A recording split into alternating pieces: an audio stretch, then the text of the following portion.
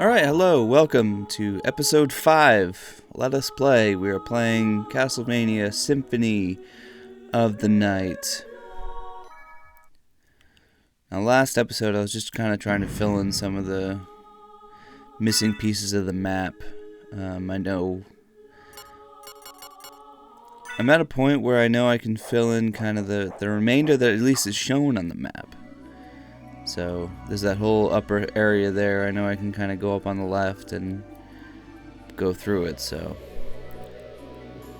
I think this episode, that's what we're going to do. The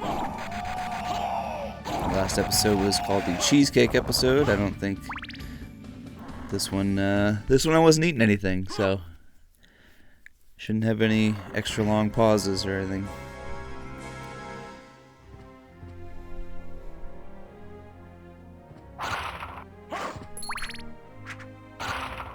I am having some concerns. I mean, I'm loving playing this game, and I know it's a classic. So I'm hoping that you viewers don't mind that it's taking me. And this is episode 5, and we still haven't even gotten. Like I said, I know there's a second part of this game. Once you have to get to play the bizarro version of this castle or something. I don't know exactly what it is, but I know you have to do some more after. So, which, as I'm thinking about it, maybe I should wait to talk about it once it happens. Oh, I got a second red rust. Great, that sword's not good. I guess as the name Rust would imply. But it's interesting to me if you had picked up this game back in, I don't know when this game even came out. I should do a little research for this, but whenever this game came out, you pick it up, you play it, you think you're going on the last boss, and then, psych, you actually got like a bunch more to do. Interesting little twist there. I don't know how often you see that. You see that sometimes, I suppose, but... What? I mean, Zelda kind of does it, but, well, not in the same way.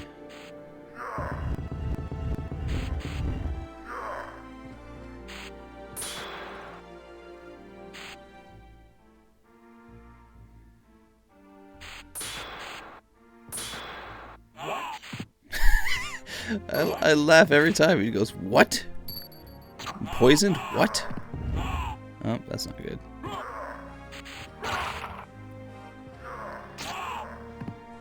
Solution was standing right in front of me the whole time.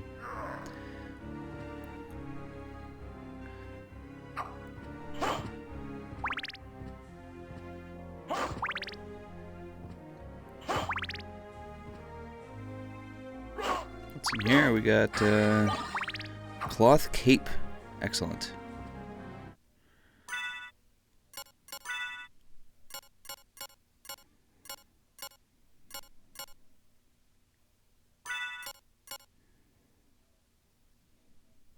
Yeah, I think we'll just keep the crystal cloak on.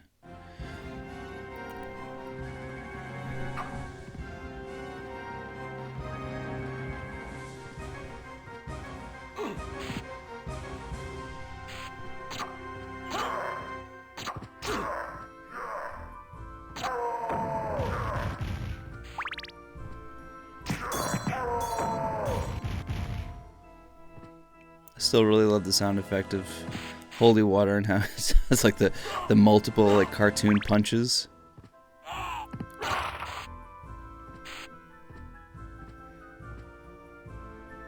Alright, let's keep going up here. Oh, I guess we'll save.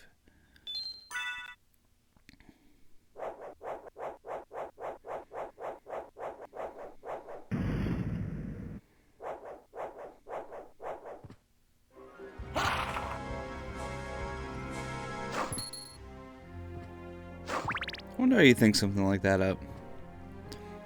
Like, okay, when you go into a save room, it's gonna start out looking like a... oh, that was dumb. It's gonna start out looking like a 20-sided die, and then it's gonna spin, and then it's gonna turn into a coffin, and that's when your stuff is saved.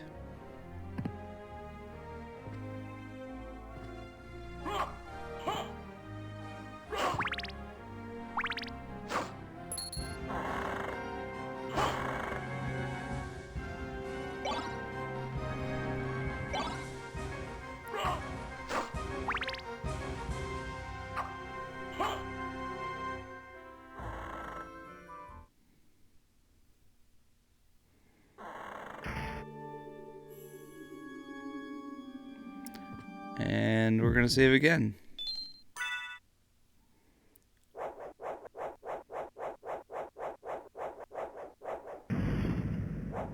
Just being extra careful.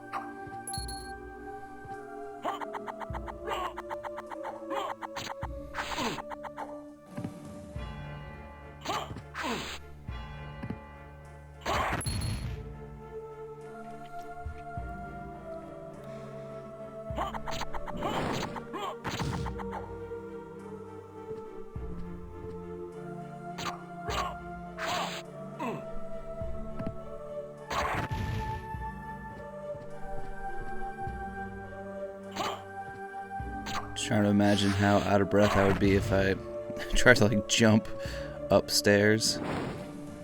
Alright, I think that big stupid thing. Yep. I don't remember if I've done this already. I think I might have come up here and died.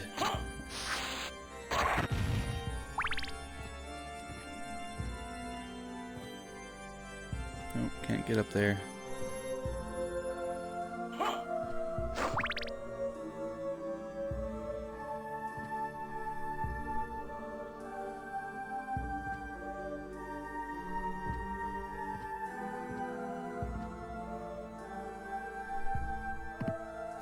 That was good.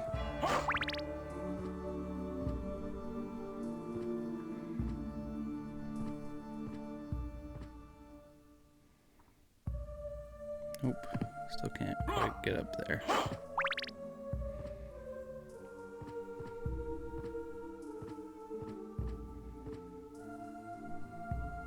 Nope, I can get up here though.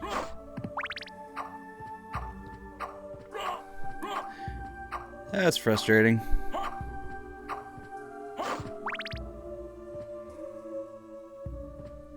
Alright, we're gonna keep trying here. This might be a double jump spot. It's frustrating because my head keeps hitting the... I don't know. The spectral sword.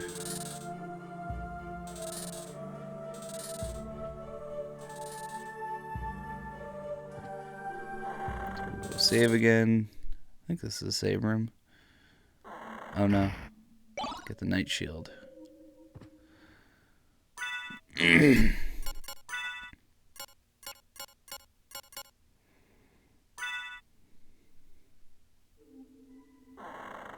like the name of the knuckle duster. That's pretty cool.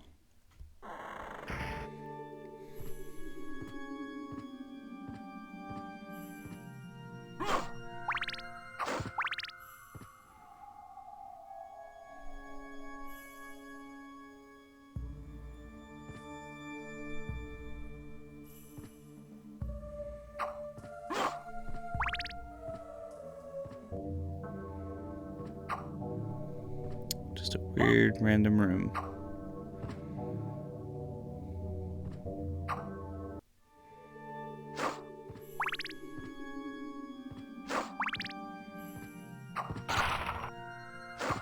Skeletorang. That's my Skeletor impression. I don't know how many impressions I've already done in this playthrough, but really going through my entire repertoire.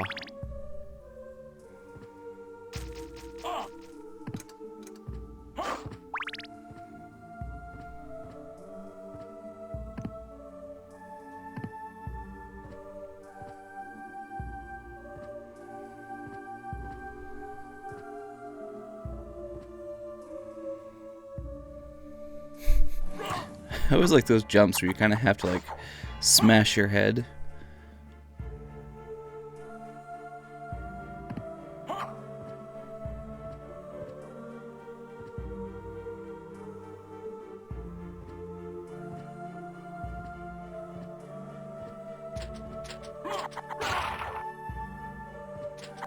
These crows are just the worst.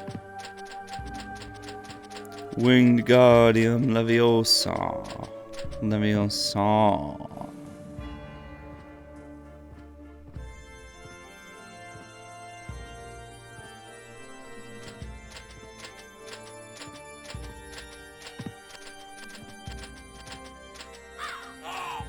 Ugh.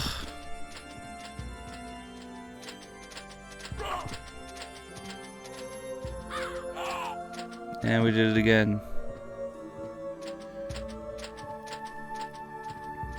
Die, you black crow. You African-American crow.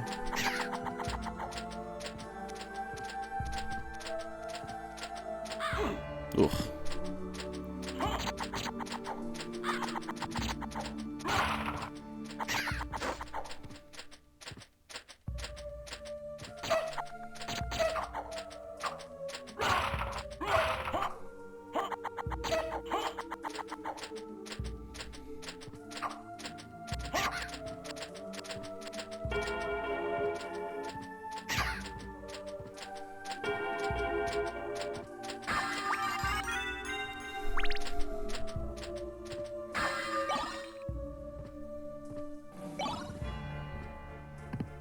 I thought that was a strong potion, not like a strength potion. I think it's a strength potion. I think it ups your strength.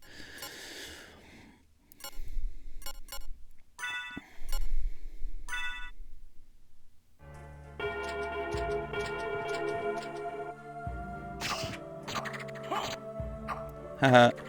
Oh.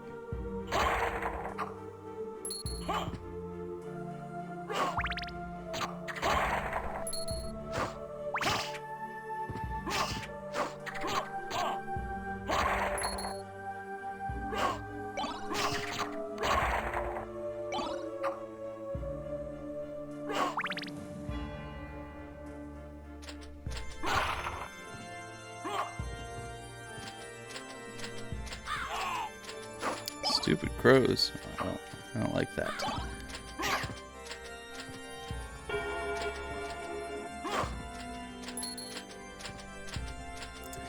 $50.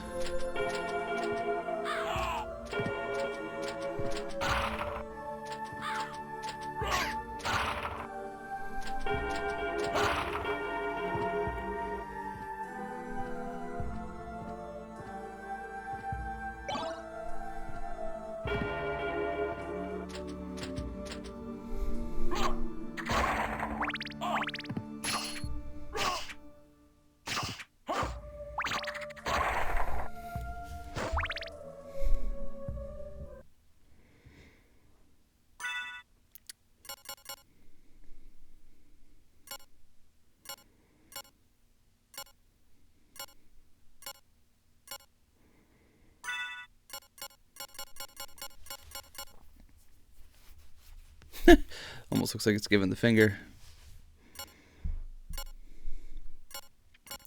Alright, I think we got a bit of a boss fight coming up here. So we just gotta... Just getting myself ready for that. But I think the saber is the strongest weapon for it. A hippogriff.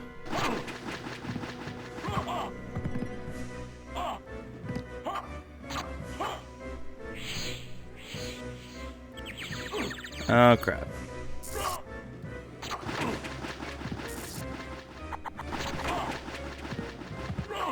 Oof, I'm getting bullied right now.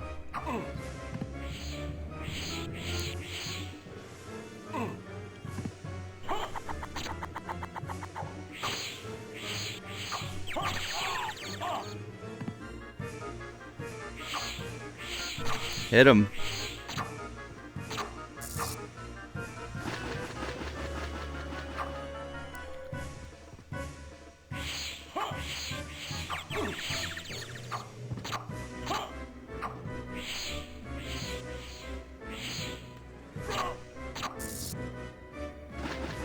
Why the shock, like the electric, and then the fire?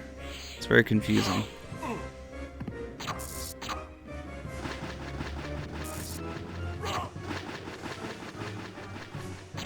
on, you gotta be almost dead by now.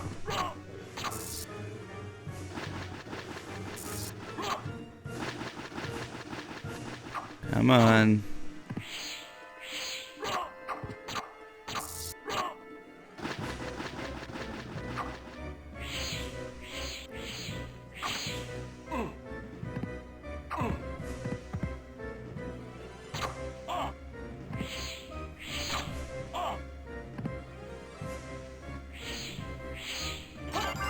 I never really like in games how if you just touch the enemy, you get hurt. But like that doesn't happen in real life. If they attack you, sorry, I was doing my little shoulder dance there.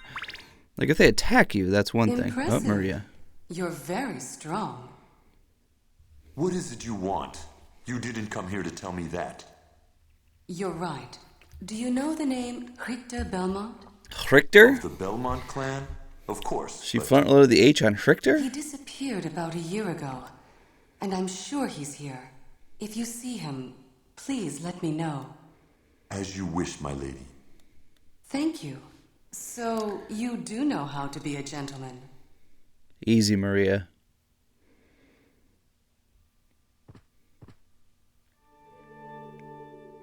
But yeah, I never liked how in games, if you just touch the enemy, you get hurt. Like, in real life, you just bump... Like, if you're in a fight with somebody, you just bump up against them, you don't get hurt. You get hurt if they punch you. It's kind of an annoying little quirk. Oh well.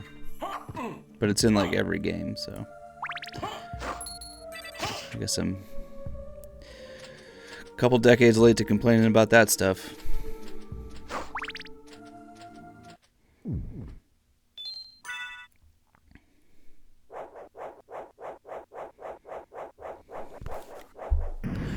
Alright, we're making some actual progress here.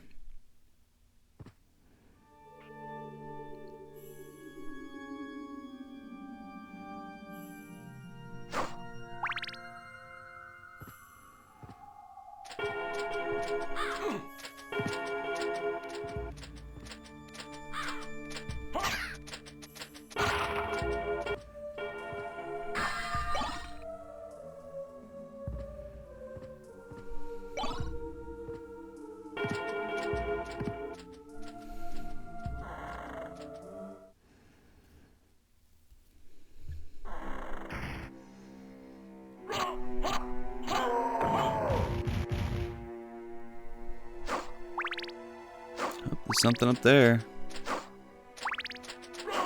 Oh, these stupid things. I guess it's not them, it's just the little dudes on top that are really annoying. The flea dudes, flea men. Ooh, that's a hot baseline.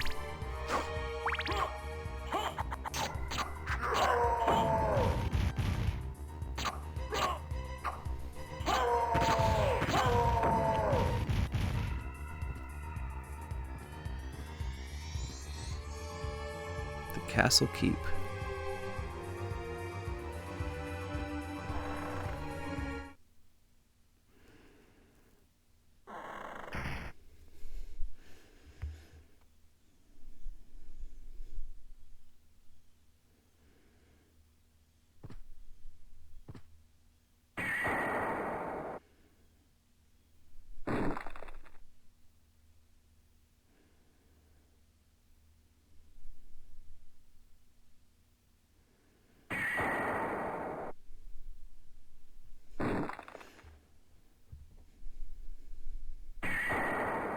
Just warping around.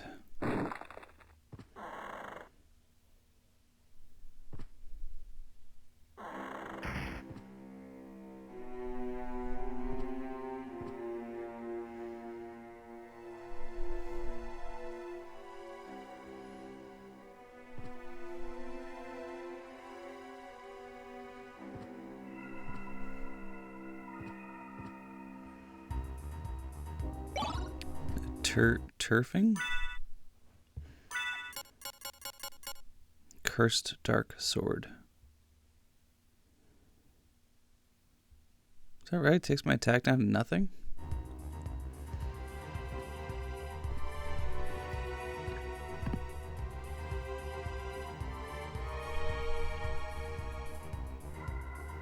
Just rocking out here. Well, that's embarrassing.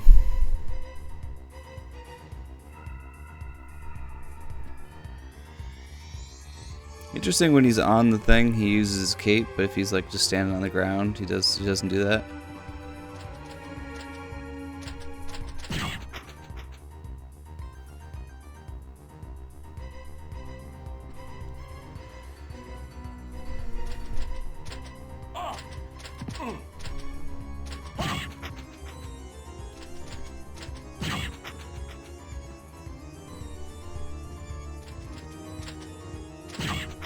It's making me think of the head crab zombies from Half-Life. Like, if you kill the zombie, it's always like, is the head crab dead too, or is it gonna pop off?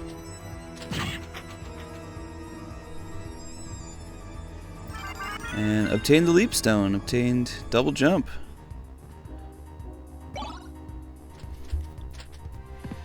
So now we got some exploring to do.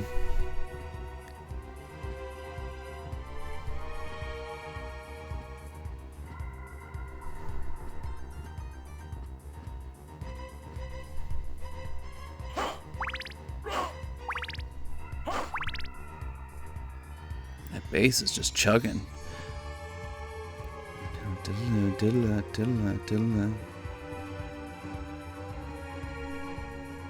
That bass does not take a day off.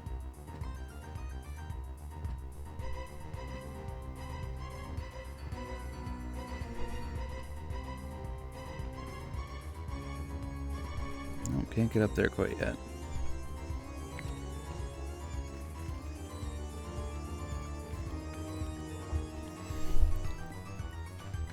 I know there's a few spots on the stairs that I can't get to without the double jump.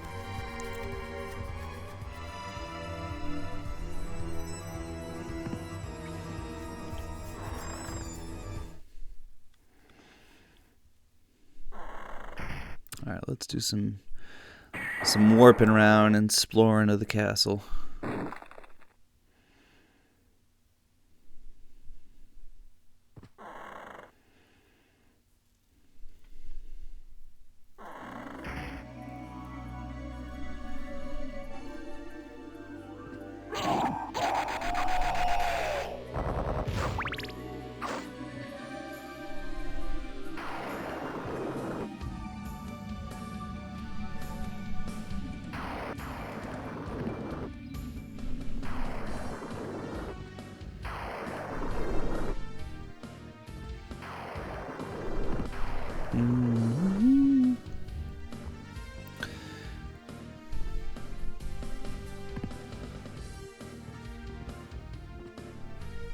Did I already talk before about when you get a new power and then you start like overusing it?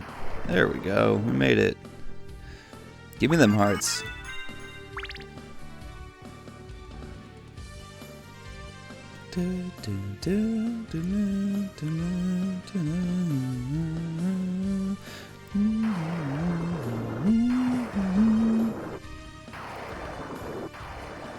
You enjoy my humming?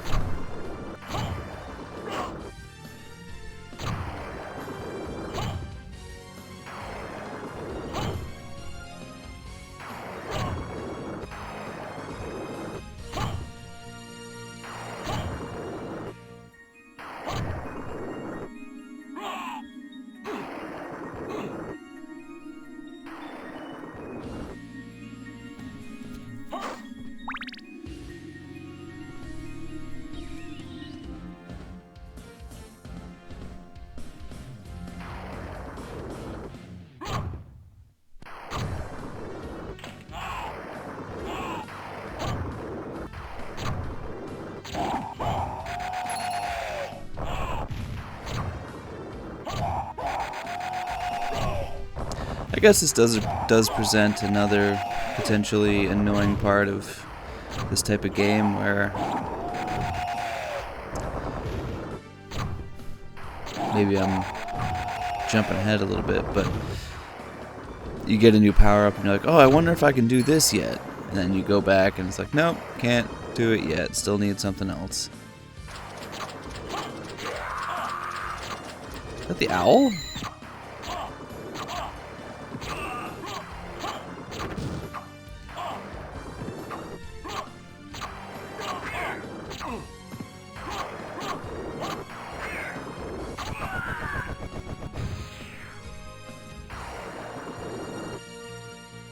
Still can't quite get up there. Throwing axes because I'm real mad about it.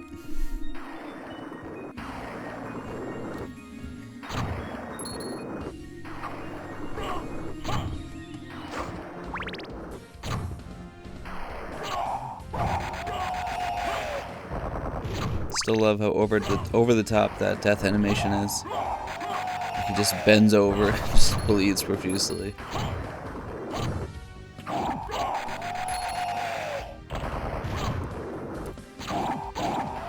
One game I have that I've held off on playing until I played this was Guacamelee.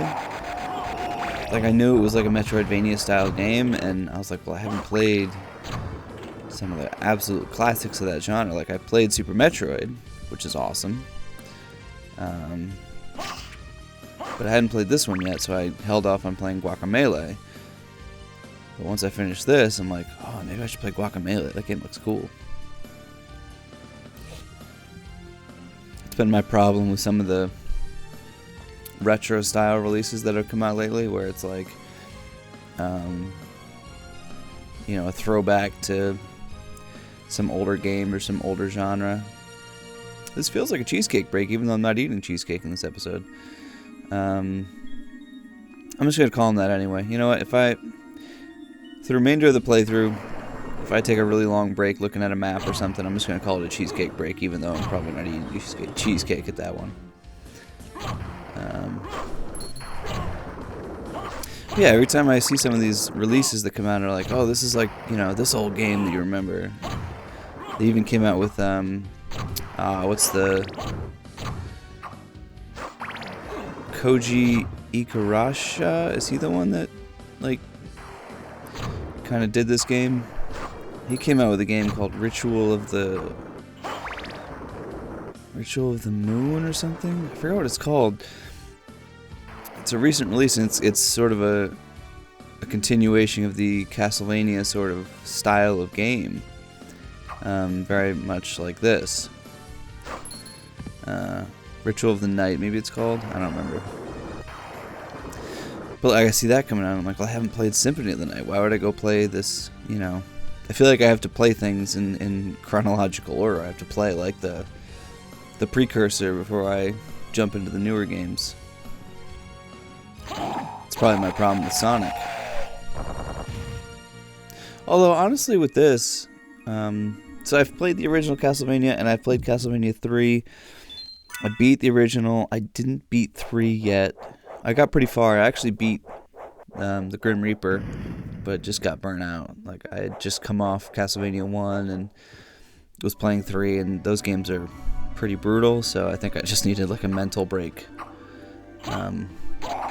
But I didn't play Castlevania 2, but I also haven't played Castlevania 4 or Castlevania Bloodlines.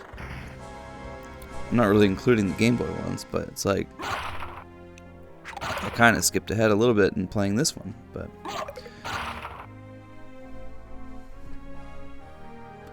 I'm not really upset that I did. I think the only tricky thing is like trying to keep track of the lore, but it's hard. I don't know. And it doesn't, I don't know. It sort of matters and it sort of doesn't matter. Like, it's kind of cool that there's all this storyline and lore and whatever else, but at the same time, it's like, you know, it's just an excuse to hack up zombies and vampires and whatever, which I'm totally all about, so I don't really care if, you know, who's doing it or why.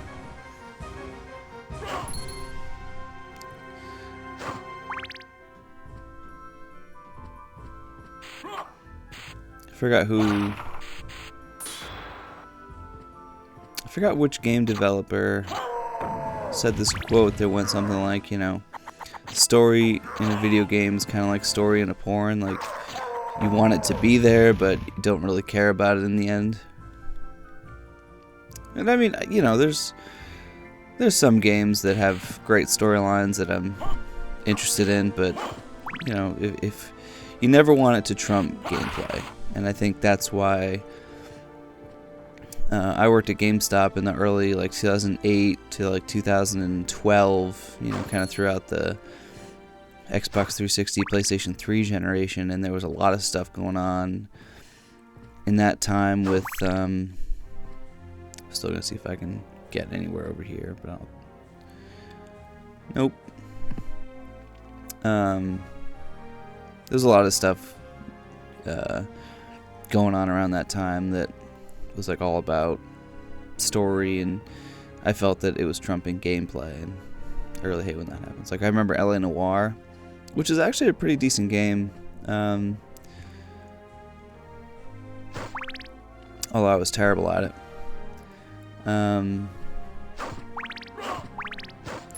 But, you know, it took me a long time to even give that game a shot, because when it was coming out, all people could talk about was, like, you know, the facial animations and the story, and it's like, I don't care. That should be secondary. I mean, I have a lot of problems with Rockstar games in general, you know. I was in a debate with someone recently about Grand Theft Auto, and I was like, I don't think they've come out with a really good Grand Theft Auto game since Vice City. San Andreas was good, but first off, started to introduce a lot of the stupid things that I hate in the newer games, like you just like working out, and there's like girlfriends and all this sort of stuff. But honestly, you know, if you want to know what turned me off a little bit to San Andreas, even though it's completely unrelated to what we're doing right now, I just can't quite get it.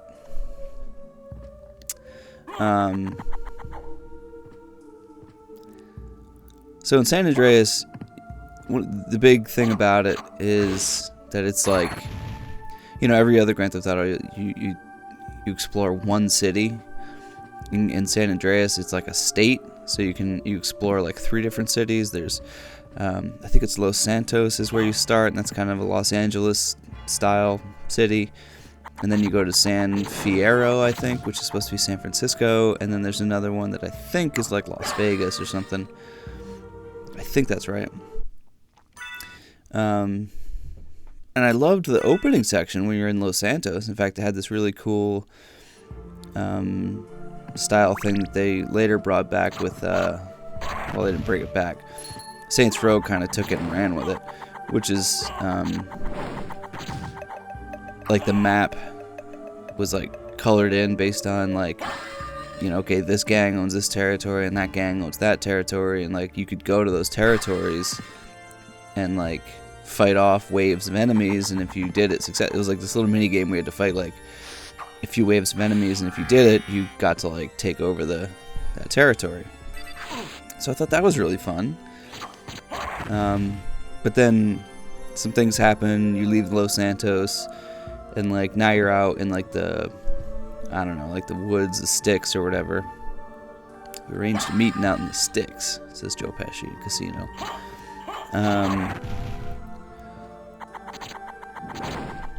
And there's not really much fun to do. Like, there's a really annoying series of trucking missions where you have to drive these big trucks, and, you know, like cops will chase after you, and sometimes you'll have volatile materials and stuff, and I don't know, like, I think that game just lost a lot of steam once you got out of the main city, and it was kind of like, it was like a double album. You know, it's like when people talk about double albums in music, where the, you know, it's like, it's too stretched out, there's too much, like, fat in it, there's not, whereas if you just cut it down to one album, a lot of times you get the best of the best, really tight, you know, finished product, whereas, you know, and I think that might have happened with San Andreas, but anyway, that's just me taking a dump on Rockstar, because people talk about the Saints Row games like, oh, they're just Grand Theft Auto ripoffs. I'm like, actually, Saints Row is not so much a Grand Theft Auto. I don't know what the word is for someone who takes what you're doing and makes it better, but to me, that's what Saints Row was. Like, Saints Row 1 and 2, and I'll include the first one, even though technically, like, it wasn't a great game technically, but just in terms of, like, really upping what was fun about Grand Theft Auto and getting rid of all the nonsense. Because now Grand Theft Auto 5, it's like, hey, do you want to do yoga? No, I don't want to do yoga. That's not why I'm playing this game. Actually, Trevor ruined Grand Theft Auto 5 for me. I know people love Trevor, but I don't know if it's just because I hadn't played one in a while or what, but Trevor was like to me the reflection of like, this is what every Grand Theft Auto player actually is like, just a complete psychopath that does whatever they want. And so it's like when you hold that mirror up to the player, to me it was just like, oh, this isn't fun anymore because now you're making me feel like I'm a jerk and a crazy psychopath. Like the opening mission in that game with Trevor, one of the opening missions I think, is like you're hooking up with some dude's girlfriend and then like he gets mad at you, so you go and kill him. It's like, this is really messed up. Like, you're a jerk. But I don't know, I'm getting way off track.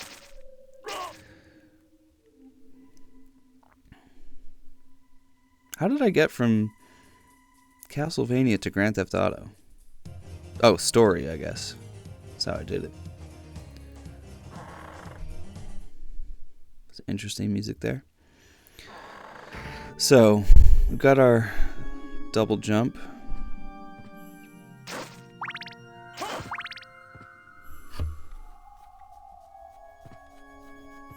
You can let me know in the comments if you like watching a let's play of one game while the person does a commentary over what he likes and dislikes about a different game. It's kind of like Subway. I mean, they might have been in other places, but Subway used to have these like Lay's chips that were all like different crazy flavors, and one was like a Reuben. So it's like, oh, I go to Subway and I get a sandwich, and then I buy a bag of chips that tastes like a different sandwich. Something about that was... They also had one, I think it was like a Euro, with like falafel and whatever. I don't know, the whole thing was very strange. Oh, I love this thing, this weapon.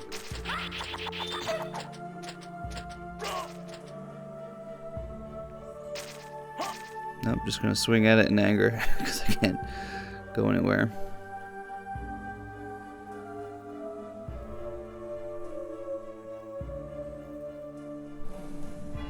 So I think what we ultimately want to do here is warp to the right side of the map and then kind of go across that area. I don't know if you remember, but I think that area is where like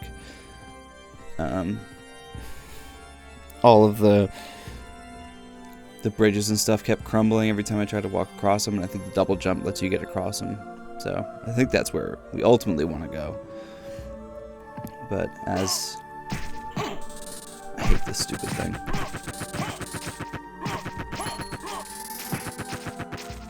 I mean, it's metal. It's so metal. I mean, you're literally fighting a series of swords. That's super metal.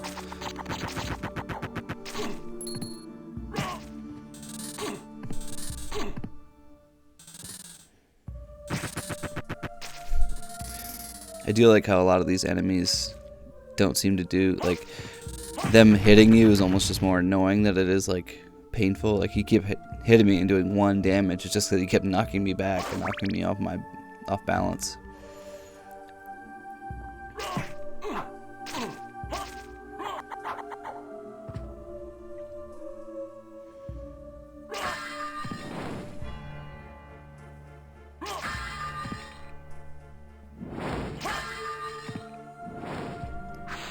I am appreciating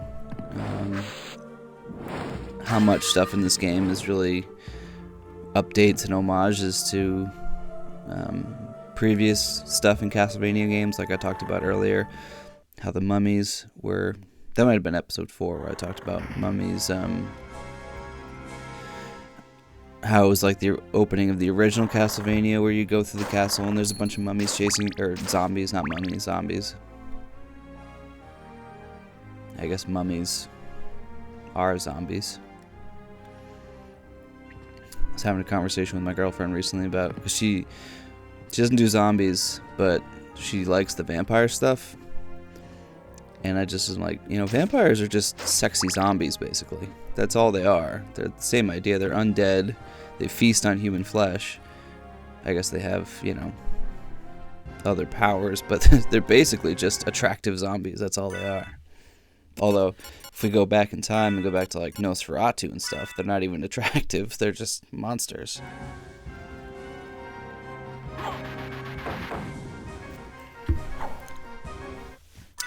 on Halloween we watched the episode of SpongeBob, the Hash Slinging Slasher, season 2, episode 16, I believe, if you're trying to find it.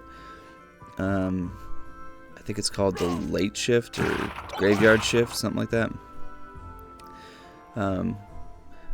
But there, so Squidward tells SpongeBob this whole story. So first off, I talked about Grand Theft Auto. Now I'm going to explain to you a SpongeBob episode that has nothing to do with Castlevania. This is just the way this is going. But Squidward tells SpongeBob this scary story about like a fry cook that, I don't know, something happened. He got hit by a bus or something. And so every Tuesday or whatever, he comes back to the Krusty Krab and the lights will flicker and the phone will ring and nobody will be there, and then a bus will show up that goes to the bus that killed him and all this stuff. And then, you know, later in the episode, all that stuff starts to happen. You know, the lights start to flicker, the phone starts to ring, and no one's there. The bus shows up, but it's like someone that just wants to, someone just walks in, they want to just apply for a job. And so like, oh, that was you on the phone, but who's flickering the lights? And then they look over and it's Nosferatu. Oh, Nosferatu. SpongeBob doesn't get enough credit. That is a brilliant, hilarious show. And anyone who says otherwise, I don't think there is anyone who says otherwise, but anyone who says otherwise is a lunatic. That show is not just for kids. That show is hilarious.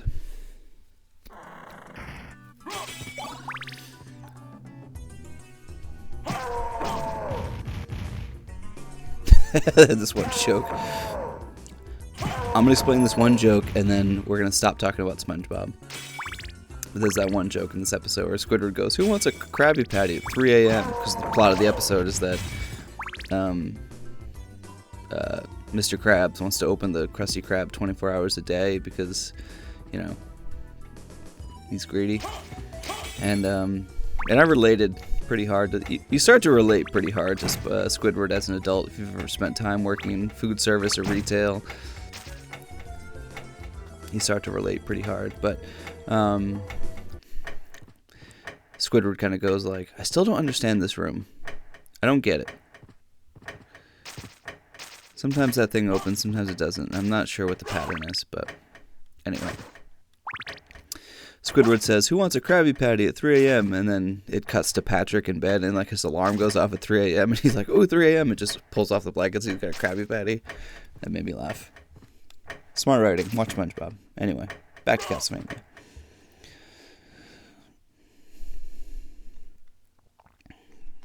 So there's actually 3... Yeah. Oh, see, it just opened. I'm not really sure how that happens, but there's 3 areas. Yeah, you got that, the one on the left, you got the middle, and then you got the one on the right. So lots of exploring to do.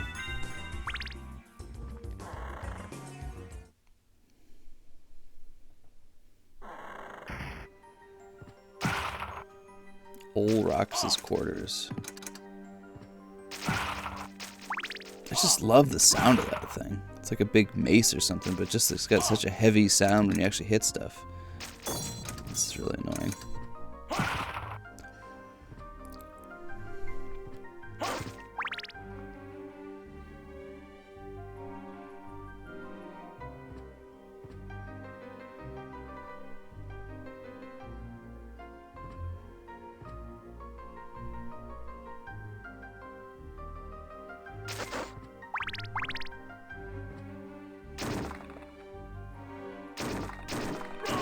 Hidden wall that leads to a series of chalices where I got cheese. I got a broadsword, that's cool.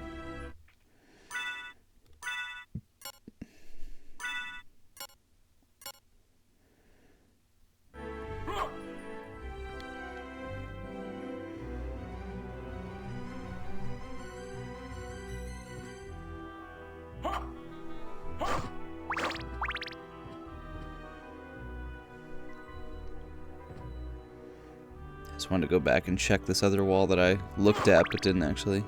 Nope, nothing there. Okay.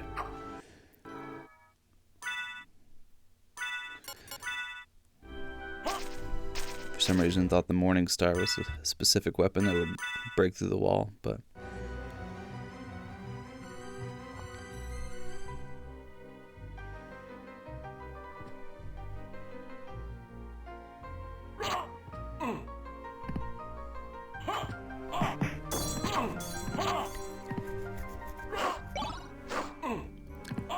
I know how mind-blowing the music was for this game back in the day. Like, to have CD quality Castlevania music. The music is pretty epic. Although I think this area's got some pretty funny music.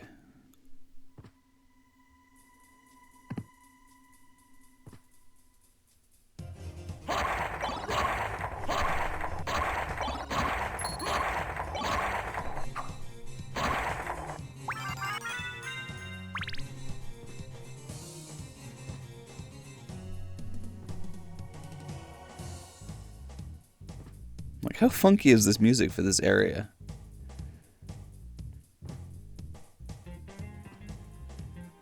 It's like Los Lonely Boys or something up in here. How far is heaven? I think I've said that about a different section. Did they do the soundtrack for this game? I don't know what the heck I'm doing. Go in that other room.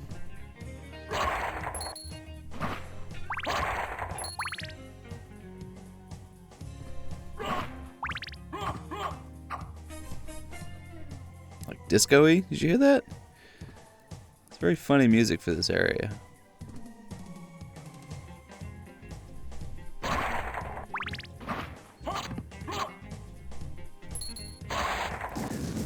It's like if you go to fight the boss of this game and it's like Mambo number 5.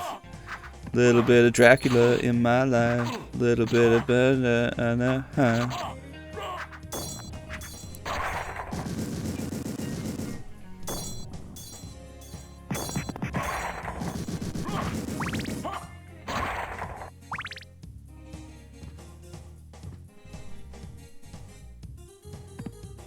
to like funky harpsichord.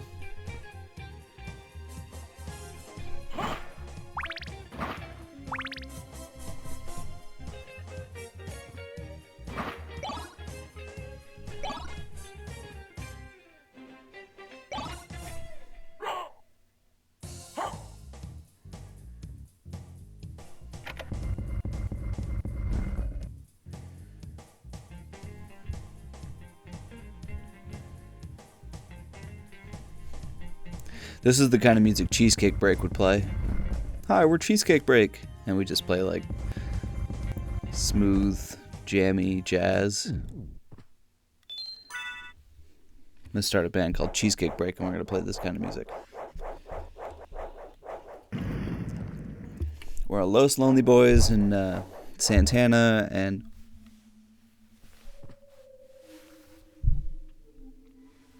whatever cover band.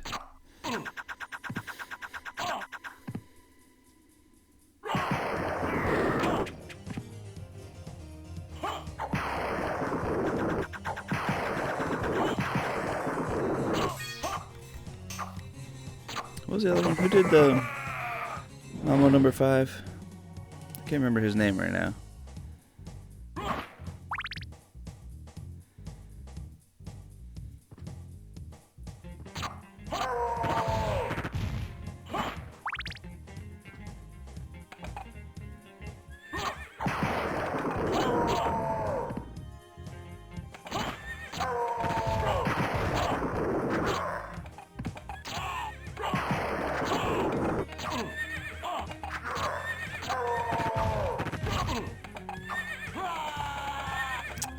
Those things are super fun. The Valhalla Knights or something.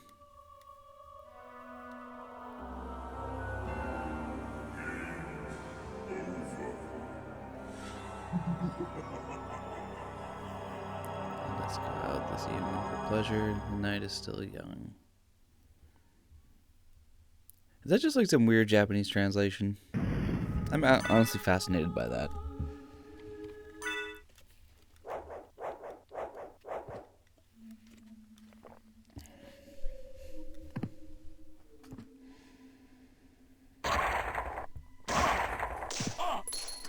Oh, this is super fun. Look at all the dudes shooting at me. That's great.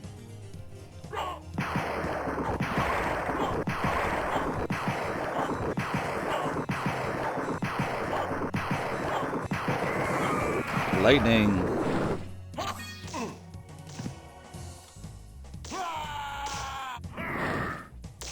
Well, that was quick.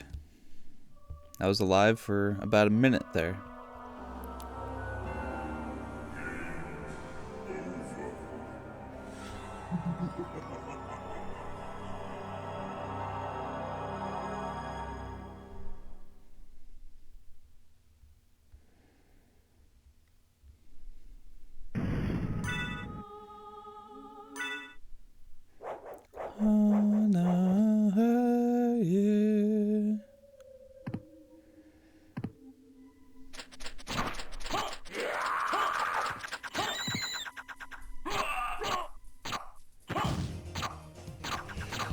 Shoo! Excuse me.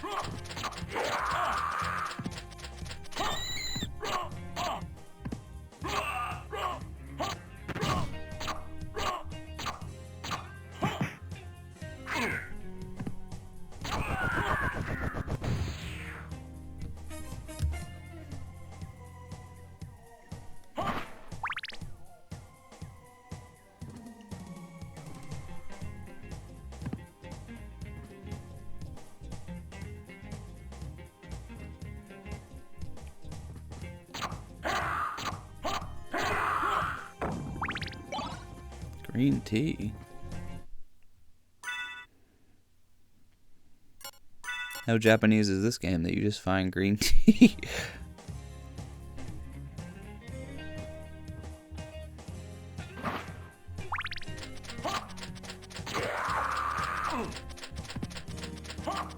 I can't tell if it's him. It must be him making that noise. It can't be the owl. That's ridiculous. I do love owls, though. Owls are cool.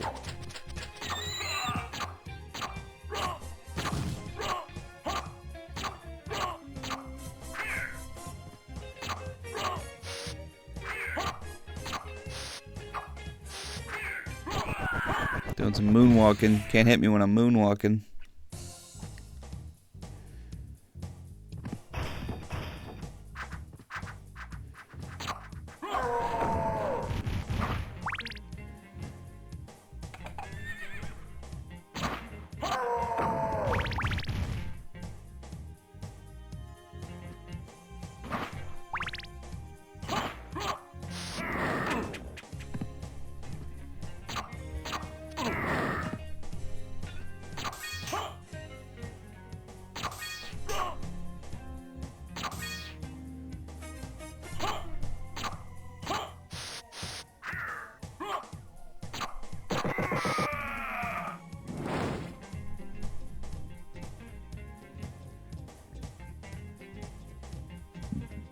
Oh, I'm making all sorts of great noises on the mic right now. Sneezing, burping.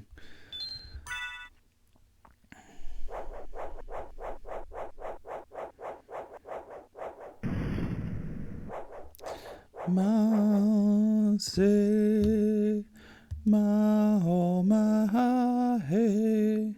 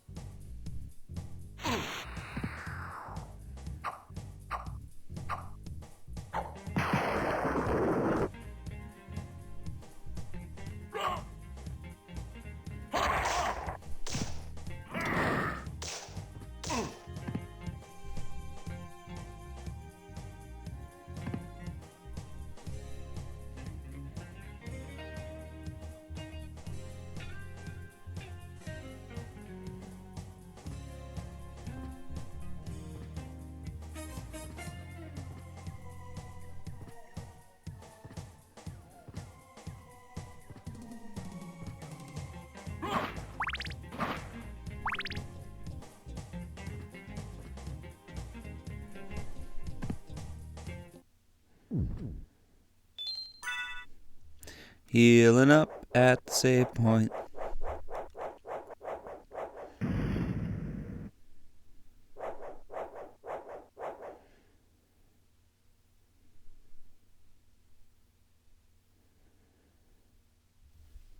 All right, I think that's gonna do it for this episode.